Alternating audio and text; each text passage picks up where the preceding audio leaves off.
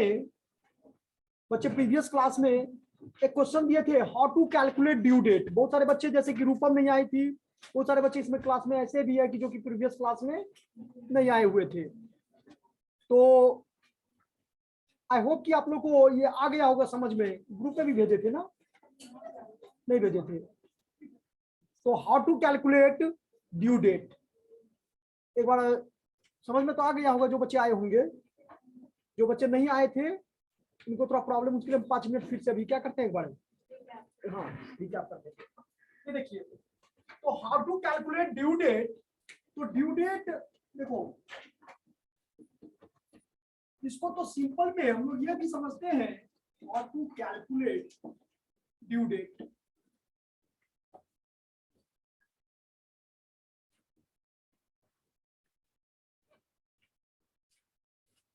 How to calculate due date. तो date of transaction तो जानते हो, एक ड्रॉवर, दो पार्टी तो यहां पर हुआ ना, एक हुआ ड्रॉवर और दूसरा क्या हुआ ड्रॉवर।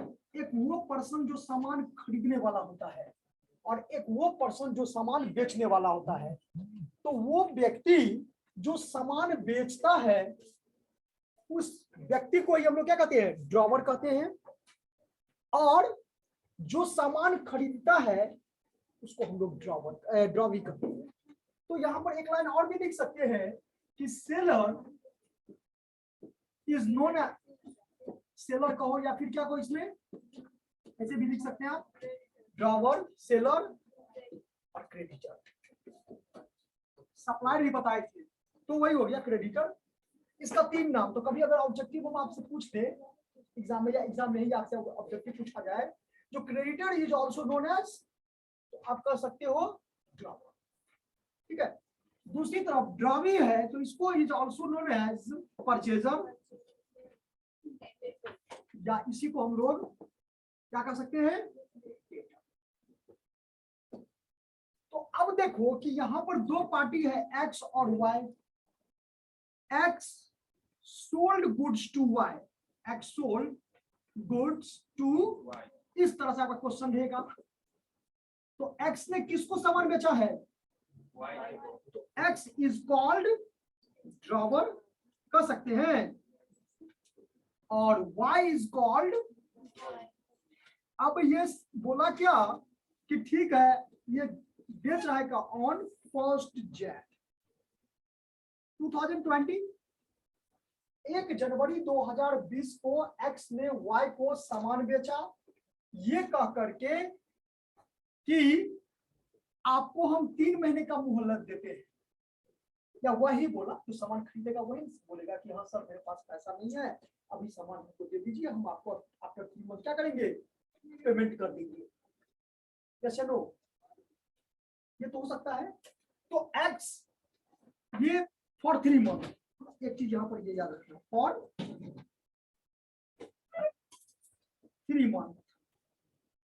ये जो ट्रांजेक्शन हुआ वो कितने दिन के लिए हुआ, तो एक तो समय, एक तो डेट तारीख वो होगा जिस तारीख को वो सामान बेचा, दूसरा वो होगा कि कितना अवधि दिया, और तीसरा किस दिन वो पेमेंट करेगा। तो बेसिकली ड्यू डेट का जो मीनिंग होता है वो यही कहता है कि वो दिन, वो तारीख जिस तारीख को ड्रॉवी ड्रॉवर को पेमेंट करेगा। बिल ऑफ एक्सचेंज जो चैप्टर हम लोग अभी पढ़ रहे हैं ना, ये इंडियन निगोशिएबल इंस्ट्रूमेंट एक्ट 1881, बहुत प्राचीन ये नियम है, ठीक है, अधिनियम है। और इसी में क्रेडिट ट्रांजैक्शन को बढ़ावा देने के लिए बताते हैं, there are 2 types of transaction, cash transaction and क्या, क्रेडिट ट्रांजैक्शन। आज हम लोग किसी के साथ क्रेडिट ट्रांजैक्शन कर रहे हैं ना, सवाल ये आज का नहीं है, कई साल पहले की बात है कि जब बिजनेस, क्योंकि ये तो जानते हो ना, अधिक बेचेंगे तो अधिक प्रॉफिट कमाएंगे, ये तो जानते हो ना। तो अधिक से अधिक ट्रांजैक्शन, अधिक से अधिक लेन देन को बढ़ाने के लिए ये एक प्रकार का पॉलिसी एक्ट बनाया गया, ठीक है। तो आपको पता होगा ना कि एक्ट कैसे बनता है, मेंबर ऑफ पार्लियामेंट है ना, प्रोविजन वहीं से बिल पास होगा तभी तो बनेगा वो, ठीक है। तो ये चीज याद रखना है। बिल आपका शायद मर्केंटाइल लॉ भी होगा, बिजनेस लॉ भी आप लोगों को में भी हो सकता है पढ़ना हो, ठीक है। अभी नहीं तो फिर नेक्स्ट डे में हो जाएगा, ठीक है। तो उसमें आपको ये डिटेल पढ़ोगे, सेल ऑफ गुड्स एक्ट क्या है, पार्टनरशिप एक्ट क्या है, कॉन्ट्रैक्ट एक्ट क्या है, फिर आपका इंडियन निगोशिएबल इंस्ट्रूमेंट एक्ट क्या है, ये सब आपका बिजनेस जो भी रिलेटेड है। तो जिस तारीख को हम लोग क्या समझ रहे थे, how to calculate due date. तो ड्यू डेट का मतलब समझ में आ गया कि जिस तारीख को ड्रॉवी ड्रॉवर को क्या करेगा, पेमेंट करेगा। तो इसमें 3 पॉइंट को आपको 3 स्टेप बेसिकली आप ध्यान रख सकते हैं। पहला तो डेट ऑफ ट्रांजेक्शन, तो डेट ऑफ ट्रांजेक्शन कितना हुआ, 1 जन ना, तो 1 जन हो, 1 जन ये हो गया। उसके बाद दूसरा पॉइंट क्या याद रखना है कि कितने दिन के मोहलत के पर, कितने दिन के लिए वो सामान क्या कर रहा है, परचेज कर रहा है। तो यहाँ पर जो दिन है कितना है, 3 मंथ है ना। अब जनवरी से फरवरी, जब मंथ और डेज कुछ भी आपको दिया हुआ बच्चे, तो याद रखना ग्रेस डेज होता है 3 डेज का। कितना दिन का ग्रेस डेज होता है, 3 डेज का। तो जो तारीख आएगा ड्यू डेट, वो तारीख अगर नेशनल हॉलीडेज या इमरजेंसी हॉलीडेज, नेशनल हॉलीडेज हो 15 अगस्त 26 जनवरी ये सब नेशनल हॉलीडेज हो गया। तो अगर नेशनल हॉलीडेज हो तो बच्चे 1 दिन पहले, क्या कहता है रूल कि 1 दिन पहले 3 दिन जोड़ेंगे, और वो जोड़ने के बाद वो तारीख, अगर मान लो इमरजेंसी हॉलीडेज हो गया तो 1 दिन बाद, और नेशनल हॉलीडेज हो गया तो 1 दिन, यानी 15 अगस्त को अगर आ गया ड्यू डेट तो आपको 14 अगस्त क्या करना पड़ेगा, पेमेंट करना पड़ेगा, ठीक है। 26 जनवरी को अगर आ गया ड्यू डेट तो आपको 25 जनवरी को क्या करना पड़ेगा, पेमेंट करना पड़ेगा। चाहे वो दिन हो, कहेगा 15 दिन के बाद हम आपको पेमेंट कर देंगे। तो 1 जनवरी को ट्रांजेक्शन किए, 15 जोड़े तो 16 जनवरी हो गया, 16 में 3 जोड़ दिए 19 जनवरी हो गया। It is called due date. नहीं समझ में आया? जैसे 1 जनवरी है तो 1 जन है, तो फर्स्ट में कितना दिन जोड़ेंगे, 15 जोड़ेंगे, अब प्लस 3 दिन ग्रेस डे जोड़ेंगे, तो टोटल कितना हुआ, 19 ना। यही हो गया आपका क्या, ड्यू डेट। तो ये ड्यू डेट को देखना क्या इस तारीख को कोई नेशनल हॉलीडेज या इमरजेंसी हॉलीडेज तो नहीं है। नेशनल हॉलीडेज तो एज पर कैलेंडर, हम लोग का कैलेंडर में लिखा हुआ है कि भाई नेशनल हॉलीडेज ये है।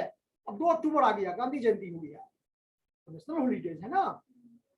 अब क्या करना पड़ेगा, 1 दिन करना पड़ेगा। और अगर इमरजेंसी हॉलीडेज हो गया तो फिर आपका 1 दिन, ये तो चीज समझना है। यहाँ पर इस क्वेश्चन में जो 3 महीने के लिए दिए, तो जनवरी से फरवरी, फरवरी से मार्च, मार्च से अप्रैल, ध्यान देना, जनवरी से फरवरी, फरवरी से मार्च, मार्च से, आप ऐसे भी कैलकुलेट कर सकते हो, सब 3 ही महीना तो है। तो जनवरी फरवरी मार्च 3 महीना हो गया, क्योंकि 1 ही जनवरी है तो 1 मार्च हो जाएगा, और उसमें 3 दिन जोड़ेंगे तो कितना हो जाएगा, 4 मार्च, यानी 4th March is called, 4th March is called क्या, नहीं तो समझना है इसमें। और इसके बाद क्वेश्चन बनाए समझाए थे कि कैसे क्रेडिट ट्रांजैक्शन को कैश ट्रांजैक्शन में क्या करते हैं, कन्वर्ट करते हैं। तो कैश सेल्स का एंट्री क्या होता है बच्चे, हम ये भी क्रॉस चेक करके आप लोगों को बताए थे, यस या नो, यस सर, बताए थे ना। सॉरी सॉरी, हाँ 4th अप्रैल, क्यों, 1 जनवरी नहीं है, 1 जनवरी नहीं है, ये तो जाकर के एक्ट में देखना पड़ेगा, ठीक है। 3 दिन का लॉजिक ऐसा कुछ हम कभी नहीं देखे कहीं, ठीक है, ये फिक्स कर दिया गया है। 3 डेज क्या है, चलो अब एक बना के दिखाओ तो, एक तो बनाने के लिए दिए भी थे ना इसमें ना, बना लिए, बना एक और बना के दिखाओ सबके साथ अभी, अदरवाइज आप लोग को जनरल एंट्री तो आ रहा होगा समझ में, ठीक है। एक बना के दिखाओ इसमें, कैलकुलेट द ड्यू डेट, सही बच्चे लिखो question, calculate the due date, नहीं दिया तभी दे रहे हैं, बनाओ ना, calculate the due date of the bill in the following cases.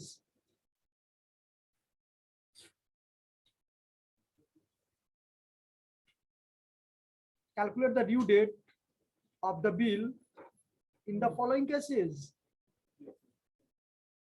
First लिखिए, ये डेट ऑफ बिल लिख दीजिए। डेट ऑफ बिल मतलब क्या, वो जो ट्रांजेक्शन जो हम लोग किए थे, ठीक है। तो डेट ऑफ बिल और दो कॉलम बना दीजिएगा। पहला लिखिएगा डेट ऑफ बिल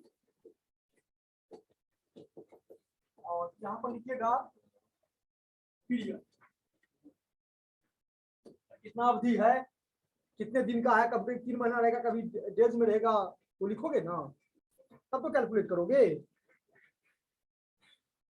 लिखो डेट ऑफ बिल में लिखो पहले 8 पॉइंट है, 1 में लिखो फर्स्ट में 1 जन 2017, 1 जन 2017। सेकेंड में लिखिए 30 जनवरी है, वो बाद में बता, पहले क्वेश्चन लिख लो ना, डेट ऑफ बिल पहले लिख लो, 30 जनवरी लिख लो। हाँ फिर लिखो 30 अप्रैल, हाँ वो तो फिक्स है ना, 17 ही होगा। हाँ जहाँ ईयर चेंज करेगा हम बोल देंगे आपको। फिर तीसरा लिखिए, हाँ चौथा लिखो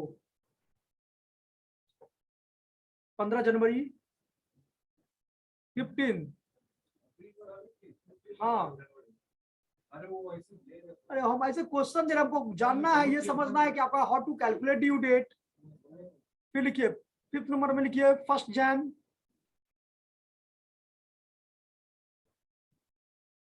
फिर लिखिए 6 नंबर में लिखिए, नहीं वो 2017 है, कोई दिक्कत नहीं है।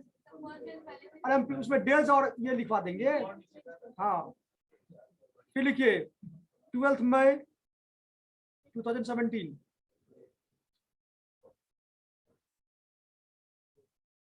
और 7 में लिखिए 20 दिसंबर 2016। हाँ 28, हाँ 2016 है। हाँ हाँ बाकी सब 17 लिखवाए हैं। फिर लिखो नेक्स्ट 15 मार्च,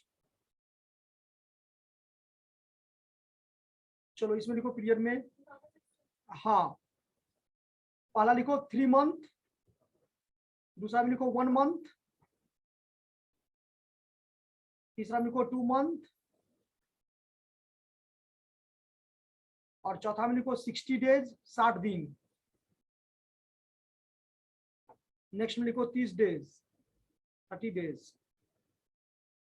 नेक्स्ट 3 मंथ, नेक्स्ट 2 मंथ, और next 60 days net, 60 days net N E T net लिखो 60 डेज नेट। चलो कोई बात नहीं, नेट का मतलब यहाँ ये हुआ कि ग्रेस डेज नहीं जोड़ना है। चलो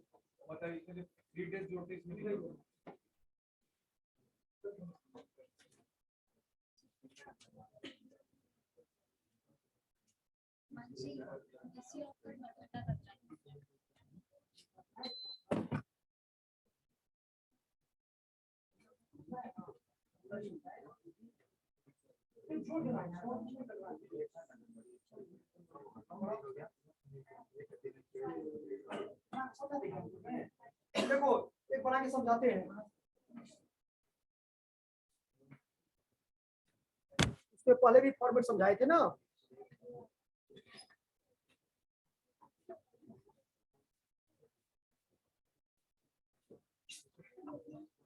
देखो इधर आवाज नहीं, ऐसे तो मैथमेटिकली माइंड सेट कर लेंगे।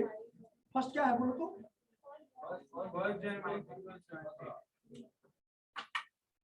देखो 1 जन 2017 ये है ना, इसमें पीरियड कितना दिया हुआ है, यह है डेट ऑफ बिल, इसको लिख सकते हैं डेट ऑफ, ये आपका पीरियड हो गया, और ये आपका कॉलम दे देंगे ड्यू डेट का। कैसे कैलकुलेट करेंगे, तो डेट ऑफ बिल कितना था 1 जन 2017, कितना कितना दिन था, 3 मंथ है ना। देखो यहाँ मंथ में तो कुछ करना ही नहीं है, इसमें तो और इजी है जी। 1 जन 2017 है ना, 1 जन से क्या हो जाएगा 1 फरवरी, कितना हुआ, फरवरी से मार्च 2 महीना, मार्च से अप्रैल 3 महीना, 1 अप्रैल आ गया, और 3 दिन उसमें क्या करना है ग्रेस डेज, तो कितना हो जाएगा, यानी ड्यू डेट आ जाएगा 4 अप्रैल 2000 कितना 17 है ना, नहीं आया समझ में, इसे तो कैलकुलेट करके लिखना है यहाँ पर।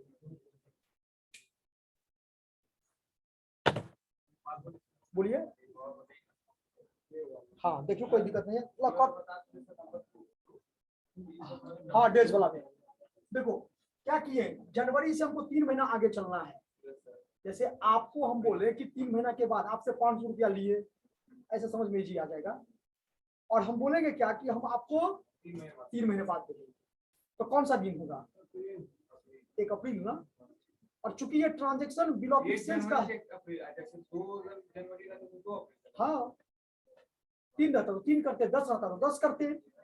उसमें क्या करना है कि आप हाँ ये मैं देखते नहीं हूँ हर एक मंथ के 4 तारीख को करता है या 2 तारीख को करता है, 2 तारीख को करता है बजाज का।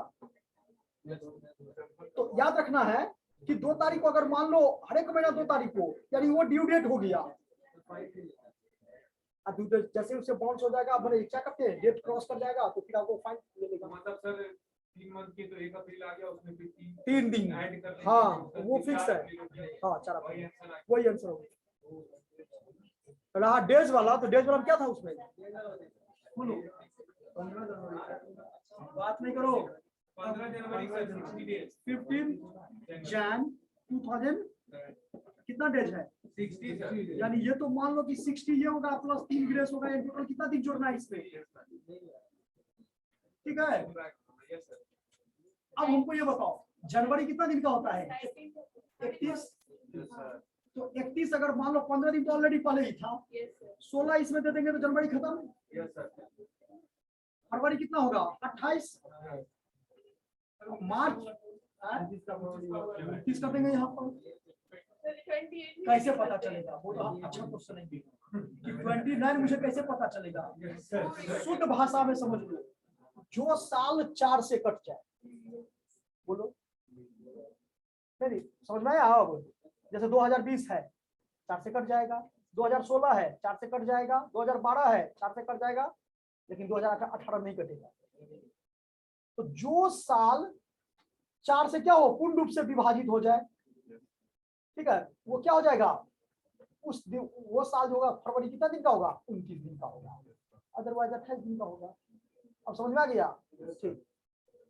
तो इसमें क्या करेंगे, हमको कितना दिन लेना है 60 दिन, तो 15 क्या है जैन है, 16 दिन देती है, जनवरी खत्म हो गया, फरवरी 28 आ गया। अब इसमें हमको लेना टोटल कितना दिन है 60 दिन, जिसमें से कितना ले चुके हैं 44 ले लिए ना, तो 16 बचा ना, तो जनवरी फरवरी मार्च, तो 16 मार्च हो जाएगा, बोलो, और 3 दिन इसमें जोड़ दो, वही तो बता रहे हैं, 3 डेट जोड़ दिए तो वो हो गया 19 हो गया, वही ड्यू डेट हो जाएगा। सर मार्च है कि अप्रैल है, किसमें इसमें, तो जनवरी ये हुआ, ये फरवरी हुआ, मार्च होगा। वैसे मत सोचो, डेज जब दिया तो डेज में कैलकुलेट करो, ठीक है। और नेट का मतलब क्या समझाए थे कि उसमें ग्रेस डेज नहीं जोड़ना है।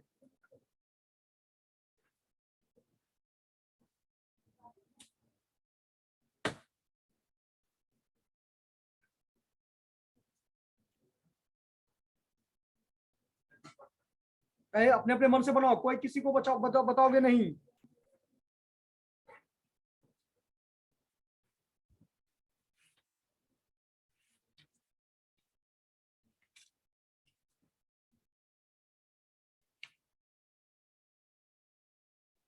आप रिन्यूअल ऑफ द बिल बोल रही थी, तो याद है इंडोर्समेंट ऑफ द बिल है जी नेक्स्ट टॉपिक, ये बना लिए इंडोर्समेंट वाला।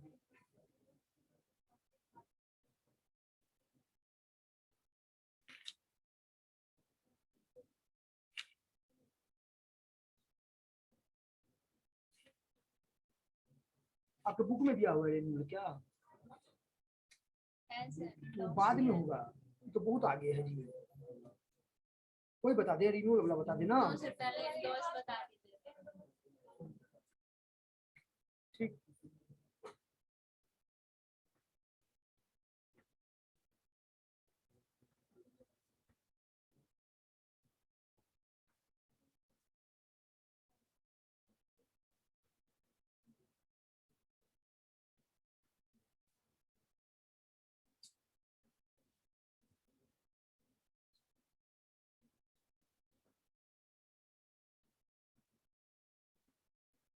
बना लिए? सही बच्चे का बन गया? चलो तो आंसर एक बार हम यहाँ से बताते हैं, आप लोग मैच करोगे, मिलाओगे सही बच्चे, और अपने से खुद जज भी कर लोगे कि कहाँ सही है, कहाँ कहाँ मेरा हमको गलत हुआ। ईमानदारी पूर्वक बता देना, जिससे पूछेंगे झूठ मत बोल देना। 8 है ना? 8 को दिया थे ना, लिखवाए थे ना, देखना 8 में से कितना सही होता है। वेरी गुड, उम्मीद भी यही करेंगे।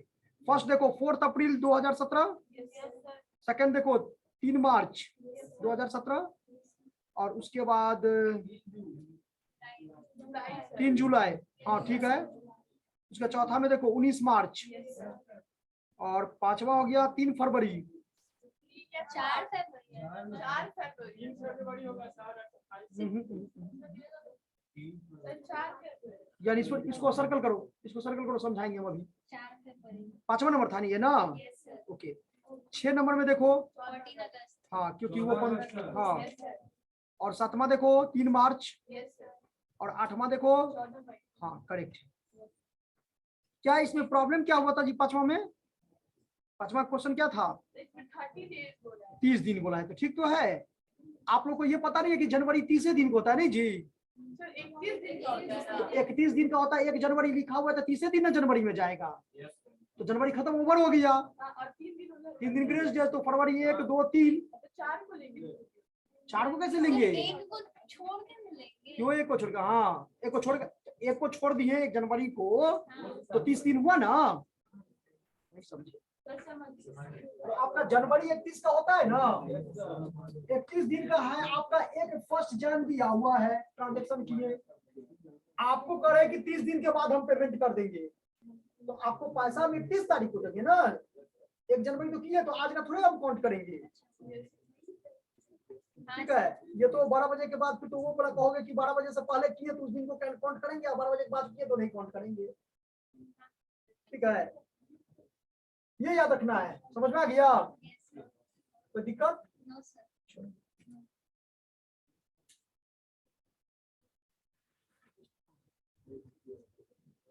हाँ हाँ 3 फरवरी होगा। और कोई डाउट? 15 अगस्त कैसे आया? 14 अगस्त।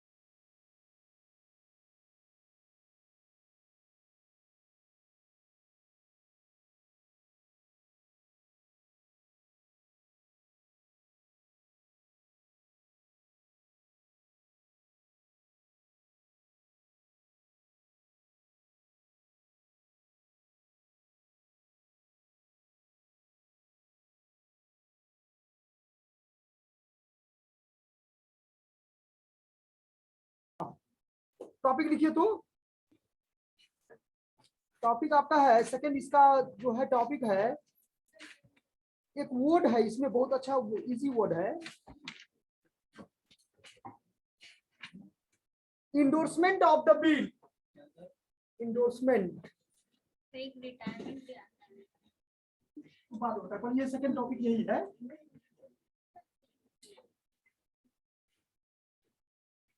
आप लोग उसको रिवीजन करते रहोगे सही बच्चे, प्रैक्टिस करते रहोगे। जो जो चैप्टर हम पढ़ा दिए हैं, फिर से इसको एक बार रिपीट कर रहे हैं बात को। जो जो चैप्टर, जो जो क्या लगभग पूरा चैप्टर हम पढ़ा दिए हैं। दो हमको आप कह सकते हैं कि सर अकाउंट ड्यू डेट और क्या है अकाउंट करेंट, थोड़ा वो सिलेबस से अब क्या हो गया है, ये हो गया है, ठीक है, लेकिन अपडेटेड हो गया है, एग्जाम में आता भी नहीं है, लेकिन थोड़ा अगर ऐसा होगा तो कुछ हम आपको उसमें भी हिंट दे देंगे, वो हम लोग के समय में था। और बहुत सारे यूनिवर्सिटी सिलेबस से क्या किए उसको हटा दिए हैं। AKU में एक है कि उसमें सिर्फ ये है, बाकी लगभग सिलेबस आपका क्या हो गया, ओवर हो गया। तो आपका क्या काम है कि आप लोग घर पर जब कभी भी बनाओगे बैठोगे तो रिवीजन करोगे। जितने बच्चे आप लोग रिवीजन करोगे उतना आप लोग का क्या होगा, कॉन्सेप्ट क्लियर होगा, रिजल्ट अच्छा आएगा। और रहा बात हमको इस चैप्टर को, तो इसको हम धीरे धीरे क्या करेंगे, टॉपिक वाइज पढ़ाते चले जाएंगे। आप लोग रिवीजन करोगे और उसका 10 से 15 मिनट सेशन बिगिनिंग का हम लोग डॉट में रख देते हैं, डॉट सेशन रख देते हैं। जो बच्चे बना के लाएंगे, कोई भी चैप्टर हो, आप एकदम बेफिक्र होकर के पूछो क्वेश्चन, ठीक है। उससे पहले 10-15 मिनट हम बता देंगे, बाकी हम क्या करेंगे, आपको फिर अपने जो चैप्टर चल रहा है उस चैप्टर को पढ़ाते रहेंगे। तो इसके लिए देखो क्वेश्चन पूछने, क्वेश्चन वही स्टूडेंट पूछ सकता है जो कि बनाएगा, जो बनाएगा ही नहीं तो फिर पूछेगा क्या। इसलिए आप लोग को थोड़ा मेहनत करना है, रिवीजन करते रहना बच्चे। देखो एंडोर्समेंट,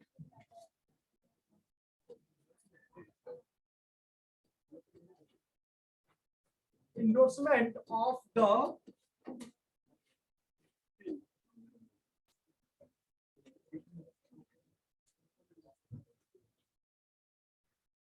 देखो ये तो तय है, ध्यान से सुनना, ये तो तय है कि इंडोर्समेंट का मतलब ये होता है कि क्रेडिटर, समझते हो ना।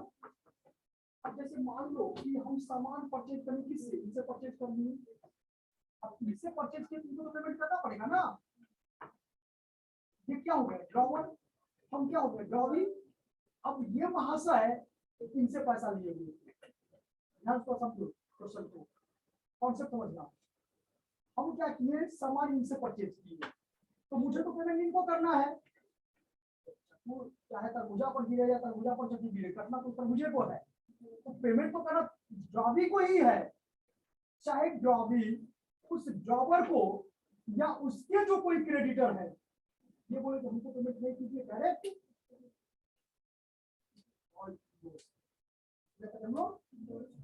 तो थर्ड पार्टी जो होता है, जो भी ड्रॉवर का जो भी कोई क्रेडिटर है, और उस क्रेडिटर को जब ड्रॉवी के द्वारा क्या होता है, जैसे एक्स वाई के बीच में ट्रांजैक्शन हुआ, लेकिन एक्स का जो है सो क्रेडिटर कौन है, जेड। एक्स का क्रेडिटर कौन है, जेड। तो यहाँ पर 3 पार्टी हो गया ना, तो तीनों के बुक्स में क्या एंट्री, देखो अ बिल ऑफ एक्सचेंज, हाँ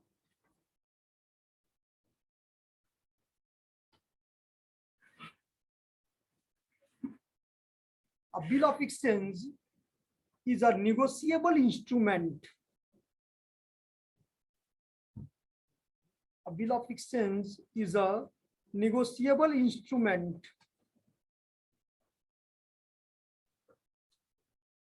The drawer, negotiable instrument नहीं बताए थे, negotiable instrument act 1881 वही चीज बता रहा है कि a bill of exchange is negotiable, NEGOTIABLE, negotiable instrument. The drawer can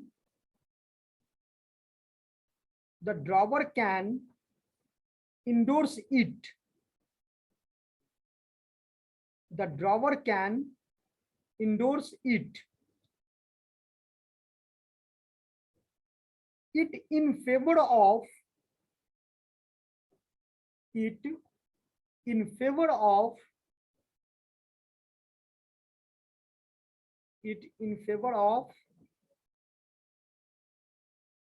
his creditor.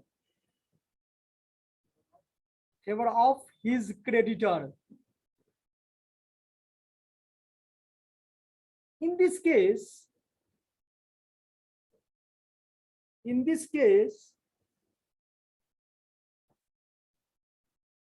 the bill is transferred. In this case,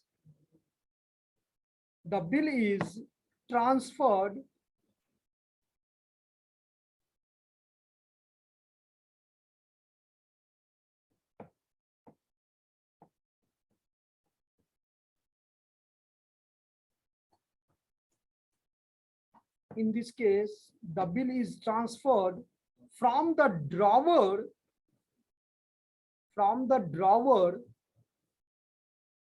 to the third party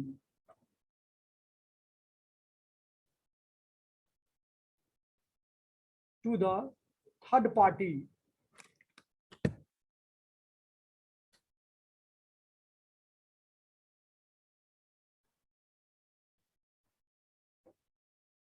to the third party। ये point आया समझ में? एक बार पढ़ के देखो तो।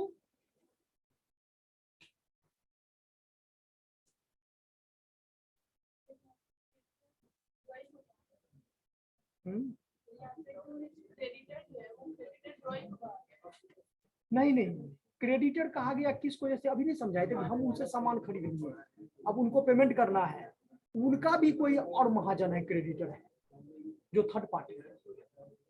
जैसे वो आपसे पैसा लिया हुआ था, तो यही चीज बताए ना, जो पेई कभी कभी ऐसा होता है कि जो ड्रॉवर जो होता है उस कंडीशन में कि थर्ड पार्टी बताए थे ना, पहला पार्टी आपका ड्रॉवर हो गया, दूसरा पार्टी ड्रॉवी हो गया, तीसरा पार्टी क्या हो गया? पेई हो गया।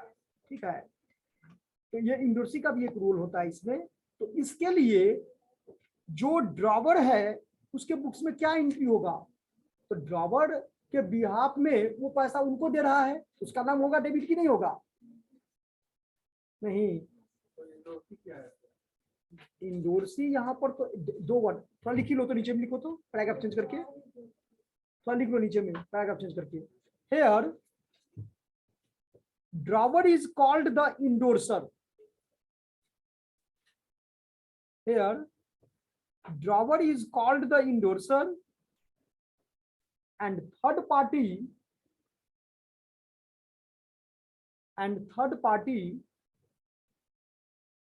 that is creditor,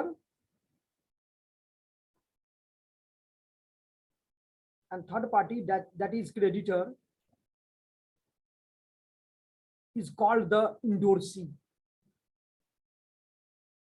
is called the endorsee। Page बोलते हैं।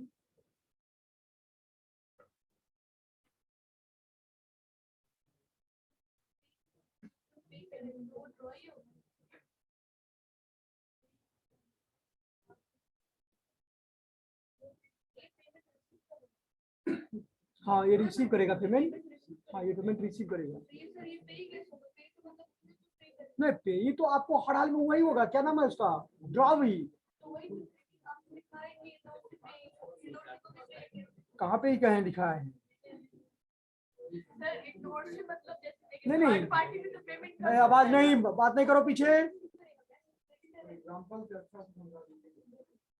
ये तो एग्जाम्पल क्या, अभी इससे इजी एग्जाम्पल क्या हो सकता है जी? हम मान लो उनसे सामान खरीदे, ठीक है, देखो ध्यान समझो, हम उनसे सामान खरीदे, उनको पेमेंट करना था हमको, लेकिन वो भी किसी और से पैसा खाए हुए थे, या किसी से सामान लिए होंगे वो भी, तो वो बोले कि डायरेक्ट आप हमको नहीं दे करके क्या कीजिए, पैसा उन्हीं को दे दीजिए। It is called endorser. और इंडोर्सी वो जो थर्ड पार्टी होगा वो उसको हम लोग क्या कहेंगे? इंडोर्सी कहेंगे। तो endorsee in the books of endorsee, in the books of drawer, और इन द बुक्स ऑफ क्या? ड्रॉवी। तो पेमेंट तो हर हाल में उसको करना ही है, ड्रॉवी तो पेमेंट ही करेगा। जो इंडोर्सी है वो अपने उसके बुक्स में उसके पास पैसा क्या होगा? कैश कम, तो कैश को डेबिट करेगा ना? नहीं करेगा। देखो एंट्री लिखो तो,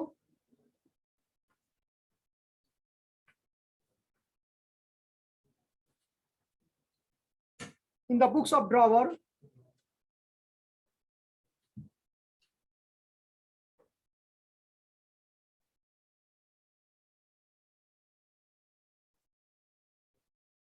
in the books of drawer, drawer के बुक्स में लिखिए फॉर इंडोर्समेंट के लिए एंट्री है ये, फॉर इंडोर्समेंट। इंडोर्समेंट में अभी समझा जी, जो थर्ड पार्टी को पेमेंट किए। लिखिए क्रेडिटर्स अकाउंट डीआर, और क्रेडिटर्स अकाउंट डीआर, और नीचे में लिखना इंडोर्सी अकाउंट डीआर। अगर नाम नहीं रहेगा तो क्रेडिटर लिख दीजिएगा, नाम रहेगा तो उसका नाम लिखिएगा। क्रेडिटर्स अकाउंट डीआर और endorsee account DR to bill receivable. आपको याद होगा कि अगर ड्रॉवर के बुक्स में ध्यान दो, 3 एंट्री बताई थी ना, कि मान लो ये एक्स ड्रॉवर है और एक्स क्या है, ड्रॉवी है। ये देखो क्या करते थे कि सामान बेचा, सामान बेचता है ना, किसको बेचा, वाई को। तो क्या लिखी बताए थे, वाई अकाउंट दिया टू सेल्स, ये कौन करेगा, एक्स। तो ये क्या करेगा अपने बुक में, परचेज किया है ये ना, इसके लिए क्या एंट्री हो गया, परचेज अकाउंट दिया टू एक्स। नहीं समझ में पूछना, ये दोनों एंट्री समझ में आया, सेल परचेज का, ये सामान परचेज किया, ये सामान क्या किया, बेचा। अब सवाल ये है, ये बिल लिखेगा, बिल रिसीवेबल करेंगे ना, ये बिल लिखेगा इसके ऊपर में कि भैया आपका ड्यू डेट आ रहा है, आप उस ड्यू डेट को आकर के क्या कर दीजिए, मुझे पेमेंट कर दीजिए। ये करेगा ना, क्योंकि सामान किसका गया है, डूबा सामान किसका है, एक्स का कि वाई का।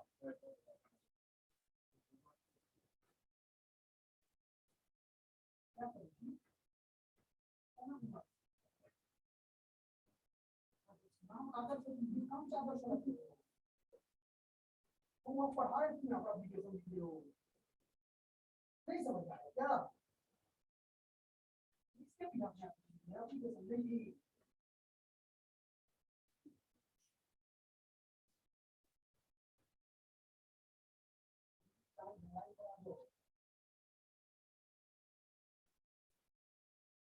नहीं समझ में आते, समझ में क्यों कर रहे हो, मेरा मोड़ क्या हो रहा है, क्योंकि पढ़ाने का मन होगा भी नहीं पढ़ा पाएंगे,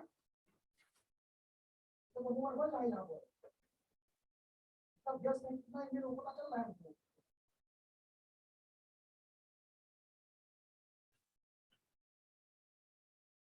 बार बार बोल रहे कि मनुष्य अपने भाग्य का निर्माता खुद होता है बच्चे।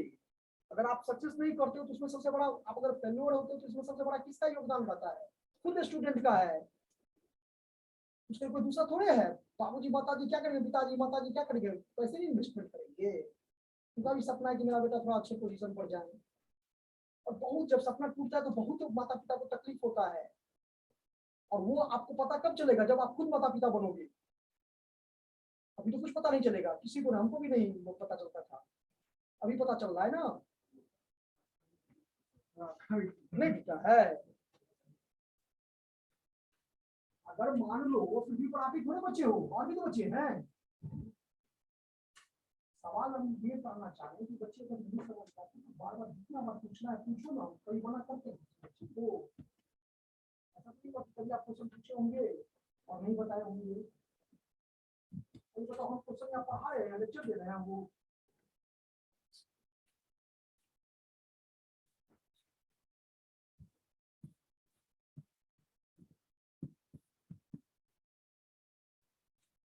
चलो देखो इधर क्या हुआ यहाँ पर कि y account D R to sales account, क्यों कैसे हुआ बताओ, एक्सप्लेन करो तो। आइए इधर आइए, इधर आइए, ये वहां से जब हम बोले तब ना आप क्या बोल रहे हैं, तो खाली हम ही मेहनत करें, कब जब तक तभी से मेरा, अगर आज के बाद देख लिए कभी दोबारा अगर देख लेंगे तो फिर समझ लो बच्चे, बैठ जाओ। देखो यहाँ पर दो चार पर्सनल अकाउंट है या ना, दोनों क्या है, एक्स और वाई दोनों क्या है, पर्सनल अकाउंट है ना। इतना तो जानते हैं रूल के हिसाब से कि debit the receiver and credit the क्या गिवर।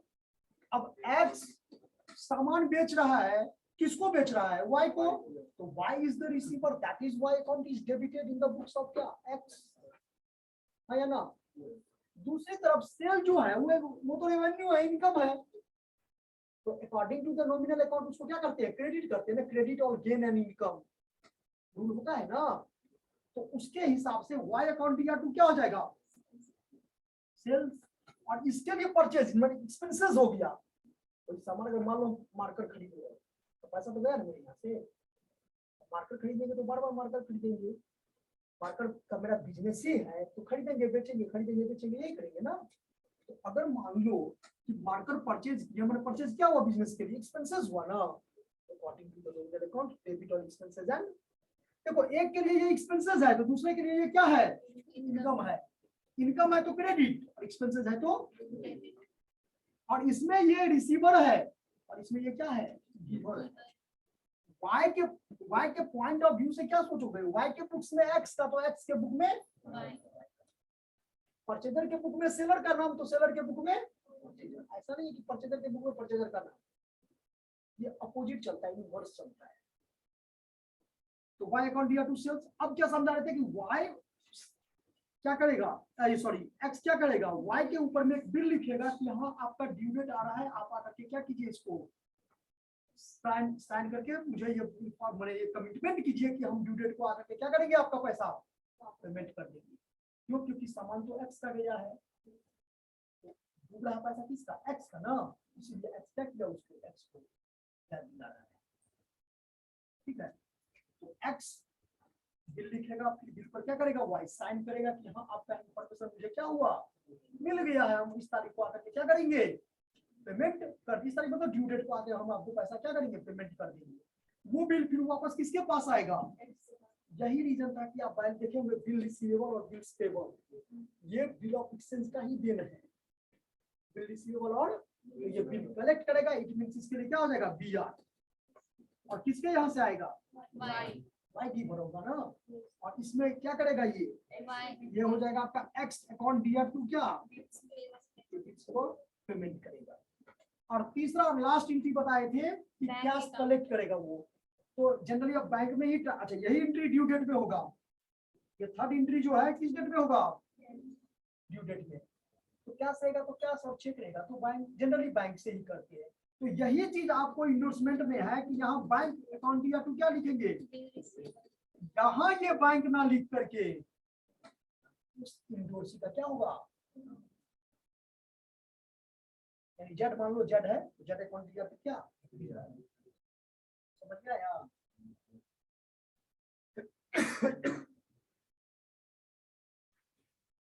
लिखो इन द बुक्स ऑफ क्या लिखे, ड्रॉवर ना, तो यही एंट्री लिखे, क्रेडिटर या इंडोर्सी अकाउंट दिया टू क्या, बिल रिसीवेबल, उसमें लिखिए in the books of drawee. इसके लिए ड्रॉवी कोई एंट्री नहीं करेगा, क्यों नहीं करेगा, वो तो ये समझ रहा है कि हम तो एक्स को ही पैसा दे रहे हैं। अरे जेड तो क्रेडिटर था एक्स का ना, उससे ड्रॉवी को क्या मतलब है, ड्रॉवी को चाहे एक्स को देना पड़े या चाहे किसको देना पड़े, हर एक को तो आपको पैसा उसको तो उतना का उतना पेमेंट करना ही है। तो यहाँ पर ये ड्रॉवी अपने बुक्स में इसके लिए कोई एंट्री नहीं करेगा। वो जो पहले करता था यहाँ पर है ना, यहाँ क्या किए हैं, बिल्स पेबल क्रेडिटर था ना जी, बिल को पेमेंट करेगा नहीं ये, तो बिल्स पेबल अकाउंट दिया आ रहा, तो क्या हो जाएगा अपना, ये तो यही एंट्री करेगा हर हाल में। आगे लिखिए इन द बुक, ये लैंग्वेज में लिख दीजिए, इन द बुक्स ऑफ ड्रॉवी में, endorsement does not affect the endorsement does not affect the drawing. So he will make, so he will not make, so he will not make any entry, any entry, किसी भी प्रकार का कोई entry इसके लिए वो नहीं करेगा। अब तीसरा उसूल लिखो इन द बुक्स ऑफ क्या, इंडोर्सी जेड, तो for receipt of the bill,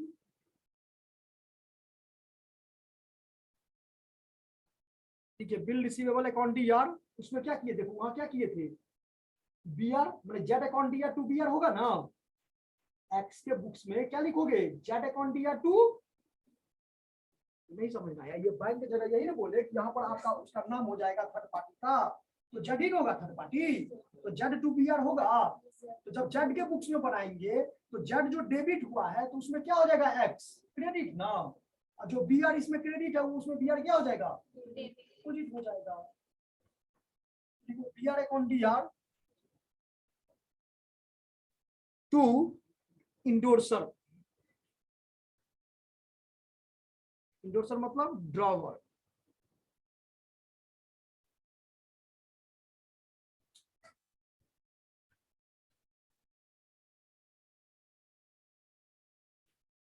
दूसरा लिखिए ये तो हो गया तीनों सीरीज, ड्रावर के बुक्स में, ड्रावी के बुक्स में, और क्या इंडोर्सी के बुक्स में ना। फिर उसी के नीचे लिखिए in the books of drawer में ही, in the books of drawer for the realisation of the bill, for the realization of the bill on the due date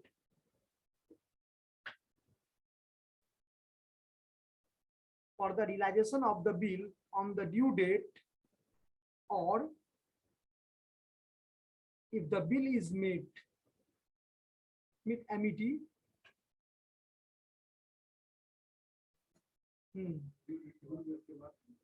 due date, or if the bill is made or honored on the due date, honored HONOURED,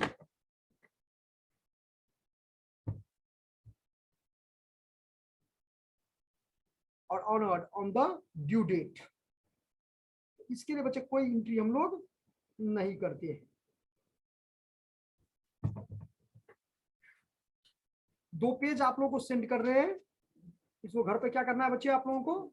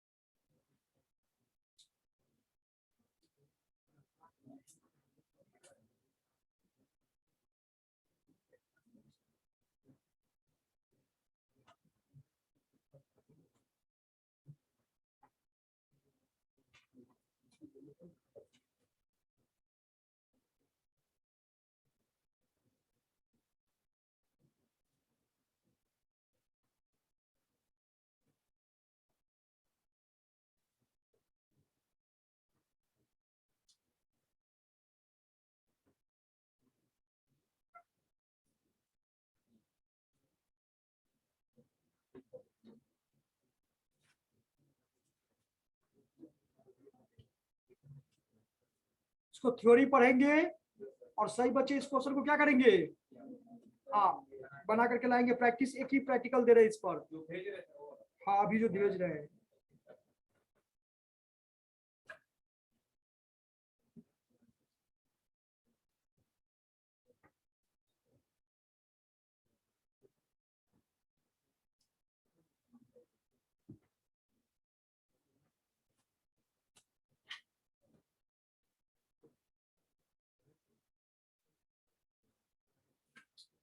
बातें करो।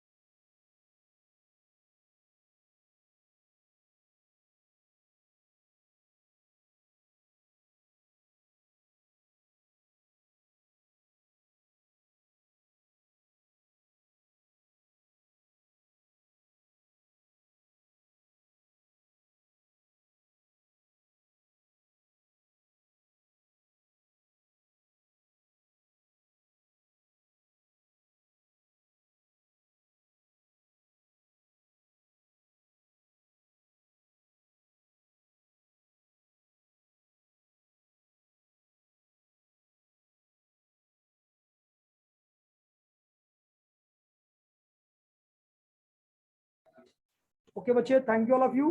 Thank you sir.